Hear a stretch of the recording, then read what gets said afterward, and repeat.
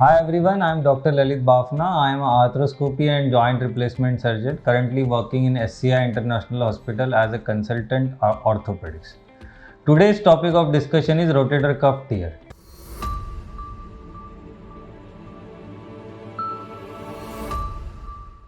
So what is rotator cuff and how it gets teared? Rotator cuff is a group of 4 muscles which are named as supraspinatus, infraspinatus, teres minor and subscapularis. These 4 group of muscle form a cuff of the tissue around the shoulder joint and that forms a rotator cuff. Rotator cuff in general helps in stabilizing shoulder joint or the head of the humerus into the glenoid socket. Therefore, shoulder ball and socket joint functions very efficiently.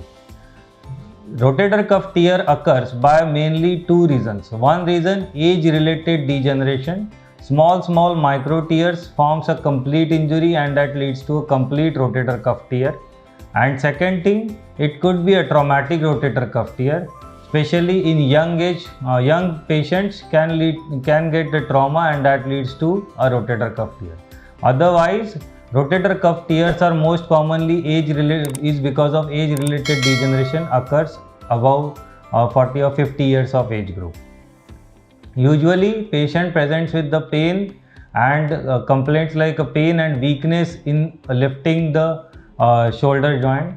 In our language, we called it as a pseudo-paralysis of the shoulder joint, in which patient is unable to or actively lift the shoulder above the head. But if doctor examines the patient, he will be able to do with support of his own. So passive range of motion is possible, but active range of motion is not possible.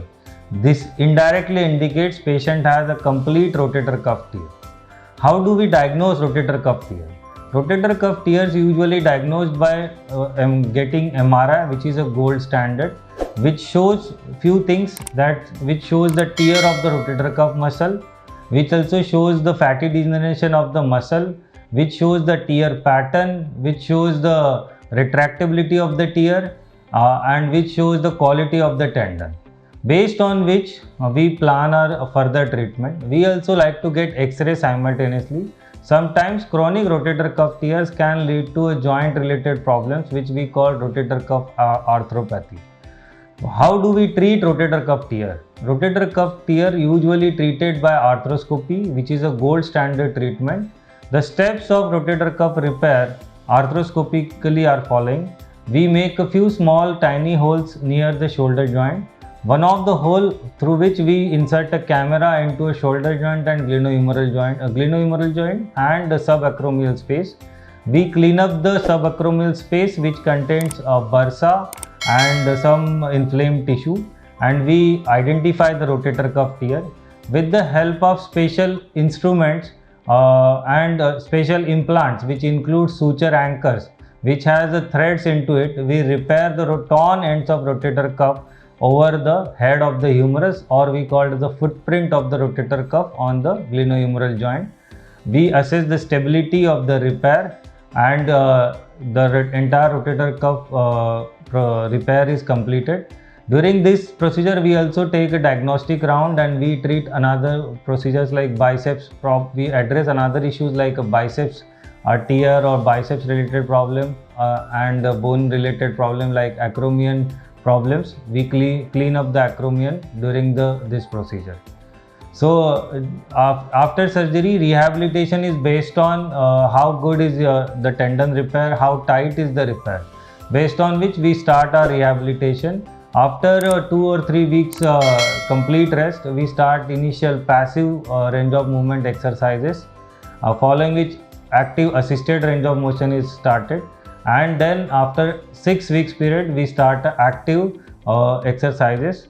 We gain our full range of movement within a span of 2 to 3 months post surgery, and after which strengthening of the rotator cuff muscles are addressed.